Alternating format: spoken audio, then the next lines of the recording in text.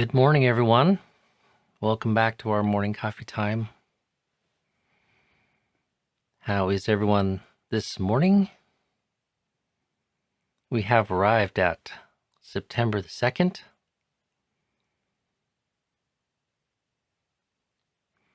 And as I said yesterday, there's increasing signs of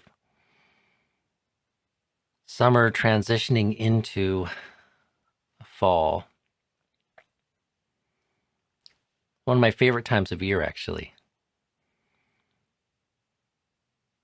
It's a beautiful mix between warm and sunny and slightly cooler nights.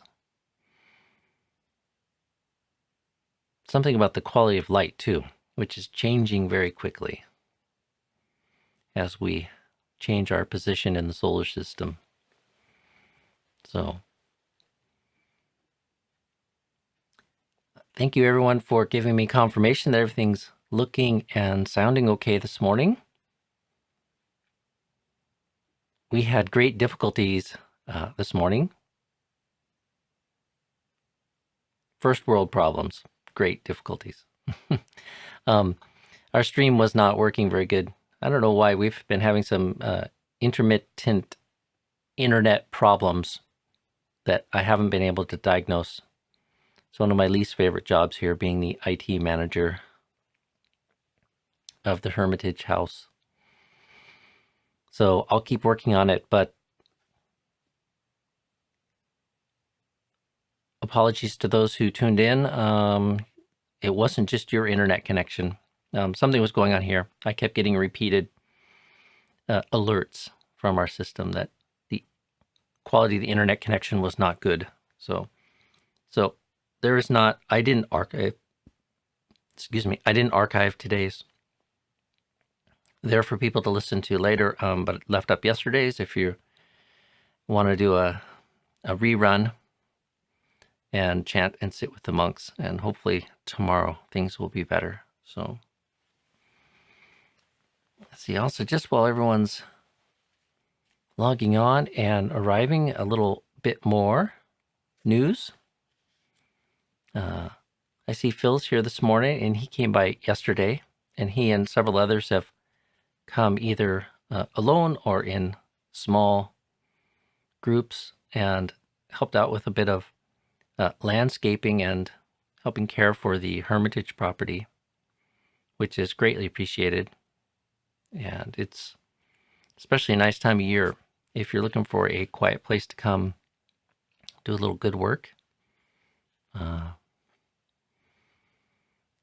So Phil came and helped do some trimming yesterday, some pruning, which is very appreciated. So, and in general, I think we're going to be with this pandemic situation for a while. So as we're moving out of summer and into fall, if you live within proximity of the Hermitage, my encouragement is to come visit now. Well, we can. We have opportunities for people to come and visit in the appropriate numbers.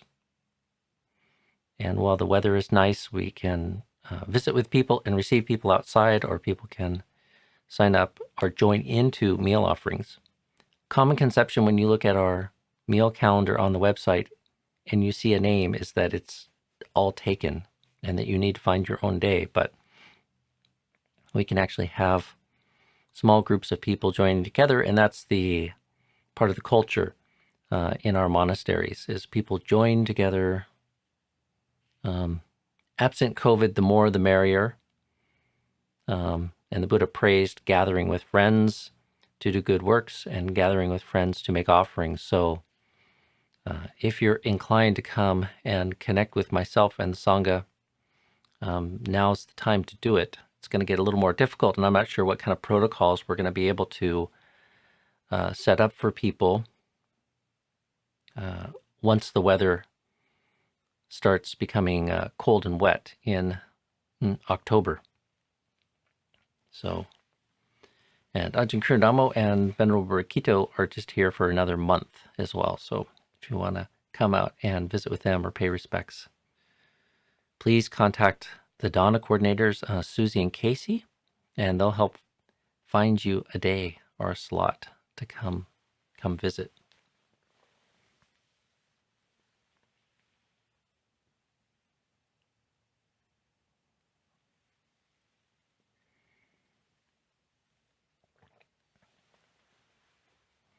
Returning to doing morning puja with Venerable Rikito, inspired this morning to return to this practice that I like to have of reflecting on and cultivating metta in the morning. And it's a form and a theme that I kind of developed for myself a number of years ago that I talk about from time to time.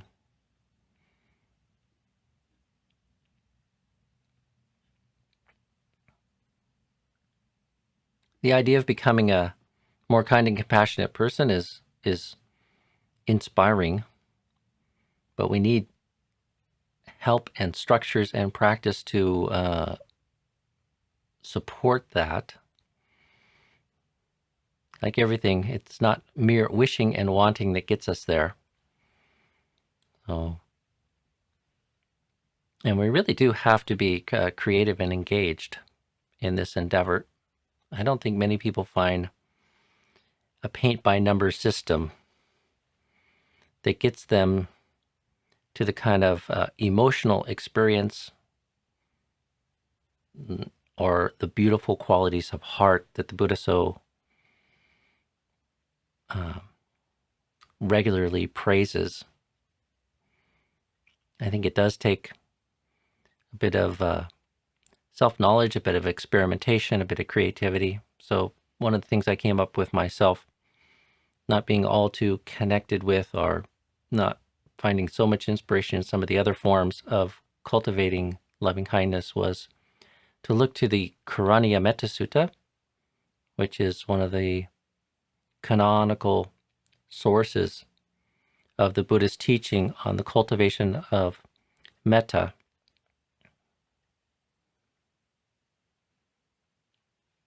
And one of the things I so appreciate about that sutta is it starts off with a list of qualities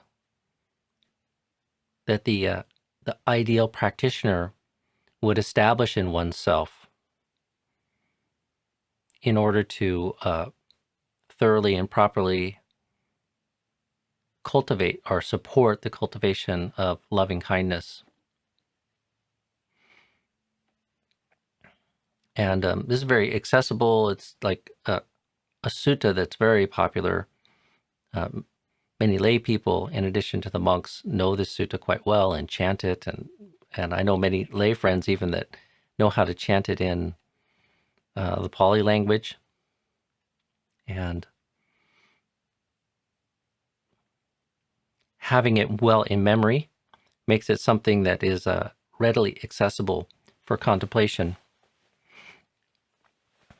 So a number of years ago, I spent some extra time really just looking at different translations and digging in and finding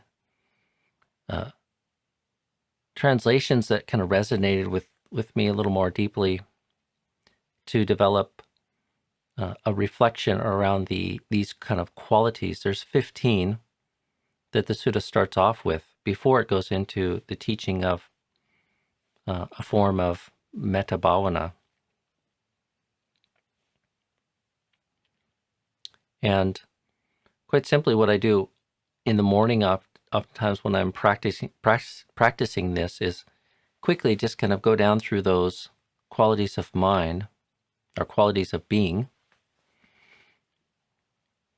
And for reference, you can find this in our chanting book. Sako uju suhuju suwacho chasamudu anatimani santusako subaro apakicho salahukawuti santindryo chanipako apagabo kule suananukito nachakudang samachare kinchi yena vinyu pare upawadeyung.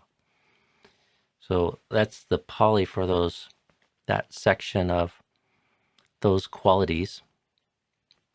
And there are things like being able and upright, straight, very straight, receptive, suwacho, meaning one who has developed that quality to receive feedback and admonishment and teaching and guidance, or to be reproachable. Gentleness, humbleness, one who is contented and unburdensome, who lives lightly or is of few duties, one who has calmed the faculties, santindriyo, peaceful faculties, discerning or discreet, not kind of haughty or impudent, not greedy, and the last one, not doing anything that the wise would later reprove, or being impeccable. And the sutta kind of begins with a listing of these things as qualities of being, or the ideal character for one who would take up the practice of cultivating loving kindness. And then, and only then, introduce the first kind of metta reflection or metta refrain to arouse loving kindness.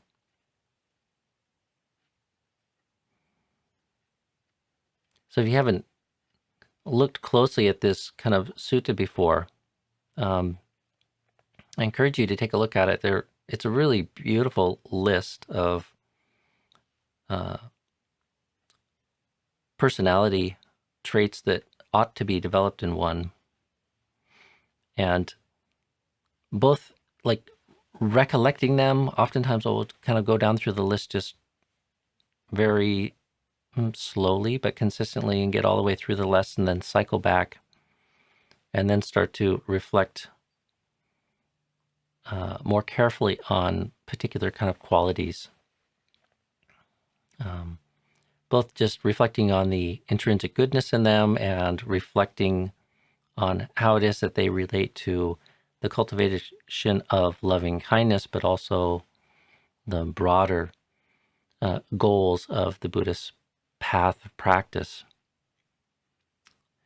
And strengthening one's inspiration and resolve to be ever more perfect in those, or to more fully kind of manifest those in our life. And then also reflecting on how those very qualities create an excellent foundation in being, or in character, for living a life imbued with friendliness and loving kindness towards self and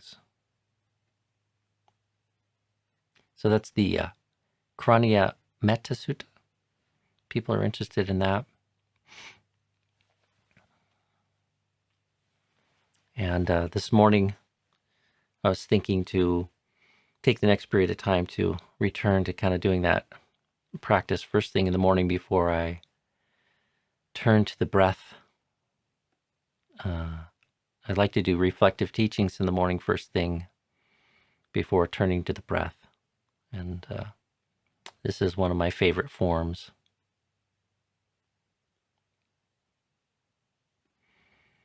If you're all too familiar with our translation that's in our chanting book, I recommend seeking out alternative translations. There's many out there. And you might even hit up the Pali Dictionary a little bit. Some of the terms are a little opaque, and it takes a bit of reading and study to maybe get a fuller sense of them. And certain changes were made to the translation that's there in our chanting book when they were developing that in England to make it easier to chant in English. So, but there are 15 qualities if one looks at the original Pali.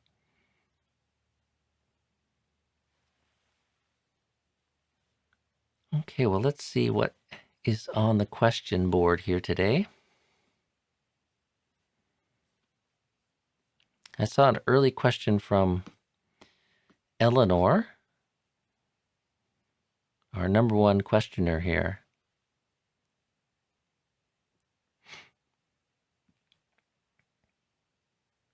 Are there any living Buddhas? Could there be a new one? And how many have existed so far? Are there any living Buddhas?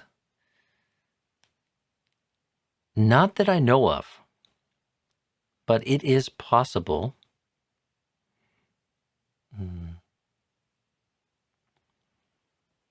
Although, I think the most orthodox Theravadan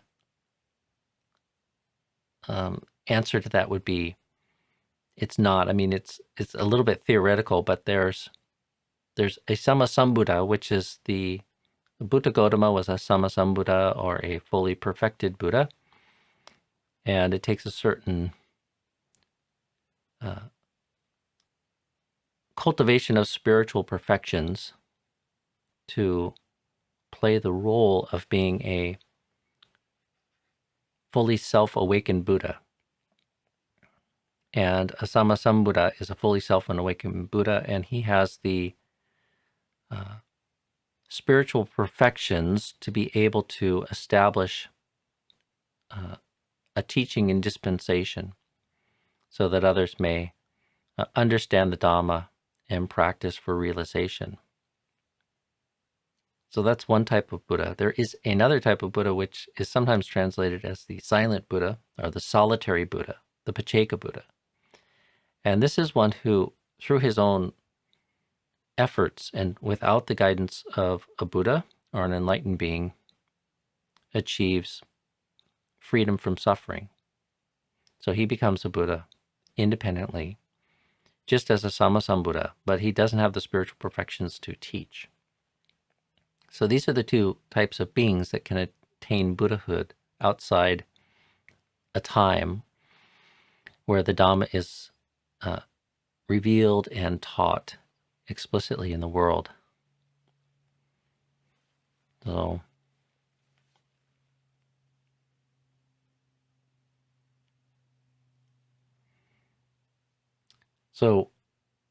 the orthodox answer is there's no overlap. But what do you do about the question of somebody who might live in an overlapping time but not have access to the teachings? That's why I say there could be a living Buddha. And I'm not sure that that question is addressed in the suttas. Maybe certain commentaries address it. I'm ignorant of that. But if you think about what it means to be this silent or solitary Buddha, it seems possible there could be a living Buddha. As to how many are there and can there be a new one, there will be a new one at some point, whether one exists now or not. And the Buddha talked about previous Buddhas and future Buddhas. So, because there is suffering, and because there is the potential to experience the cessation of suffering, and that exists independent of whether or not a Buddha has arisen in the world, there have been many Buddhas, and there will be Buddhas going forward. And because of the nature of the world, Buddhas arise and Buddhas cease, just like everything else. And their teaching arises and exists for a period of time and then also ceases or disappears. But the Dhamma,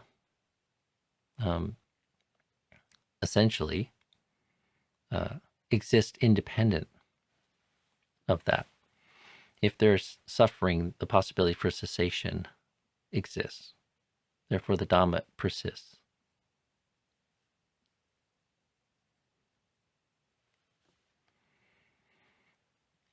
Ajahn Sudanto, am I missing something fundamental if walking meditation has not yet been included in daily practice? Is sitting meditation sufficient?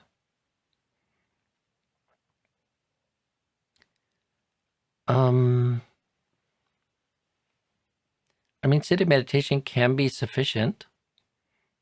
It's not that you must do walking meditation. And in fact, I don't know for how long in the early part of the Buddhist Sangha, walking meditation didn't exist as a, excuse me, as a recognized, let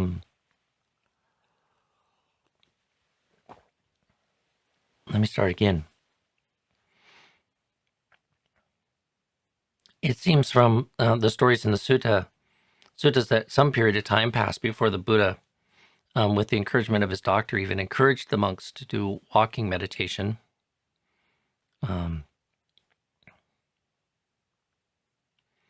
And even when he does, he doesn't give any formal teaching on how it should be done. There's just a general encouragement to use movement.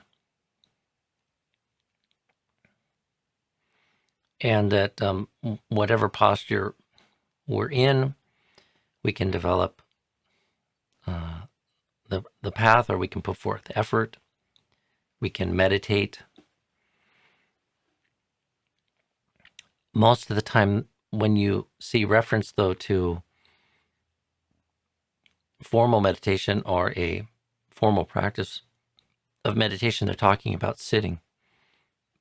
But there's ample evidence in the suttas that the monks walked, and there's an allowance and an encouragement to do walking meditation, and it has various benefits, both for mind and body. So it's hard to say that you're missing something fundamental, Dave, but you are missing a whole range of movement and the ability to practice putting forth right effort and to practice meditation in one of the more common postures. So I would encourage you to investigate it and see what it might have to offer you, and find ways to integrate it into your toolbox of meditation practices. Peter, where is the question board? Do we post questions here? Yes. People have questions. You can post them in the chat. And if you could put at Pacific Hermitage, then in one of the many windows open on my screen, it highlights it in red, and it might make it easier for me to find it. I need to exercise a lot of extra effort in order to stabilize my attention on the breath. And sometimes it gets me into trance-like states. Is this okay? Well, it's hard to know exactly what you mean by trance-like states, but a lot of extra effort shouldn't be needed. Kind of persistent effort and certain quality of effort is important, Peter. So, and I encourage you to be sincere in your effort, but also kind of patient and accepting, allowing conditions to develop as the mind learns to settle down, and as you learn how to skillfully attend to your object of meditation and balance the kind of faculties of mind which make for effective meditation. So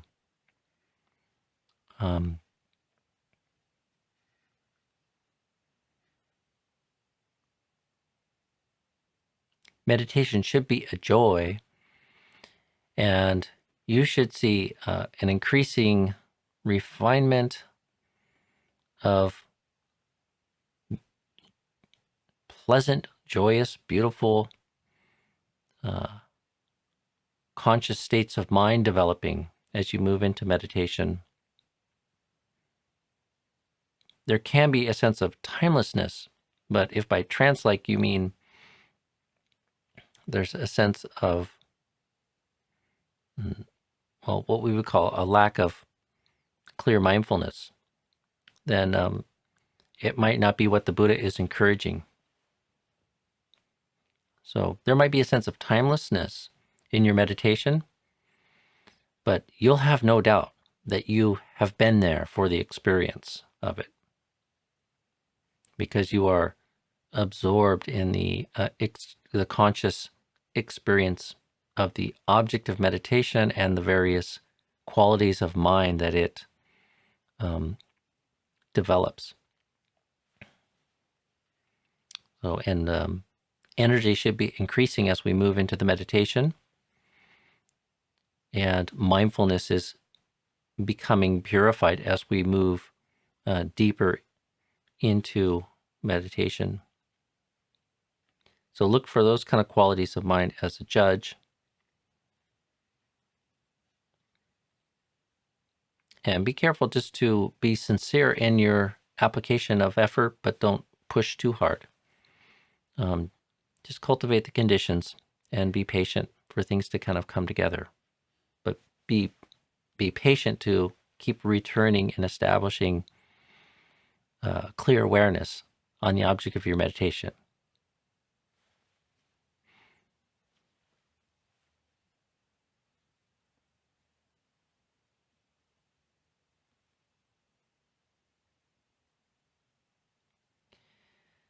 Okay, well, I'm going to leave it at that for today, friends. So, wish you all well. And again, as we're in the month of September, just encouragement, if you want to come visit the Hermitage, please make some arrangements, because I'm not quite sure what October and November are going to look like. I've been trying to sort of follow what's going on with the pandemic here in our area and thinking about how it is we'll have to arrange things in the fall and the winter. So be well, friends, and I'll see you all tomorrow. Bye for now.